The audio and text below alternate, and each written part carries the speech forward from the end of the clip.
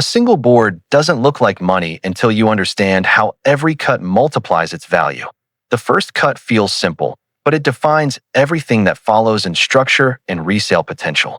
Most beginners waste material here, but the real trick is cutting for replication, not just completion. Each identical piece becomes part of a system, not just a product, and that's where speed begins. Now the hidden function appears. These small blocks are actually high-demand shelf brackets.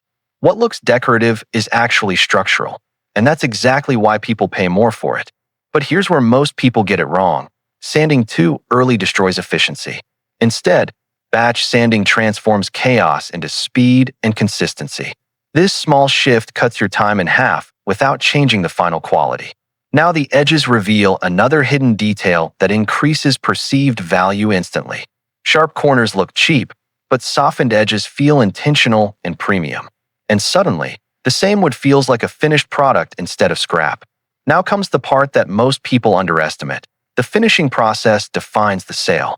The stain doesn't just change color, it reveals the hidden grain patterns buyers love.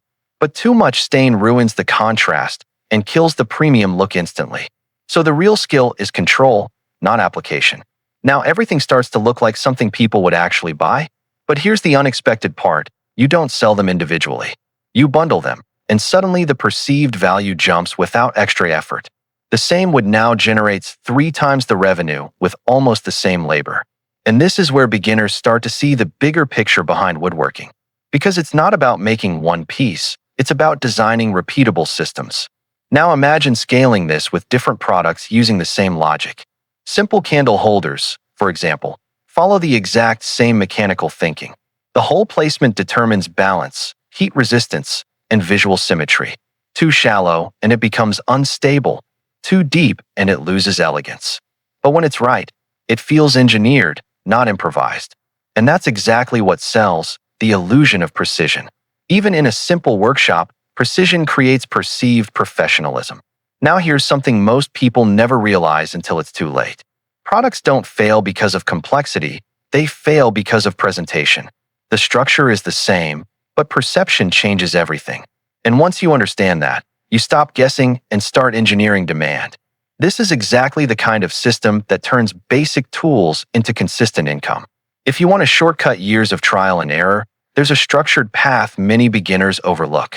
The TED's Woodworking course compiles hundreds of these systems into step-by-step builds. The link is in the video description and in the pinned comment, so don't waste any more time, because time is money. So instead of guessing what sells, you follow proven designs already validated in the market. And that changes everything from random projects into intentional production. Now the final piece of the puzzle appears where most people least expect it. Consistency across products builds trust before the customer even touches them. And trust is what converts attention into actual sales. So what started as a simple board becomes something far more powerful. Not just a product, but a repeatable system that works in the real world. And once you see it this way, you never look at wood the same again.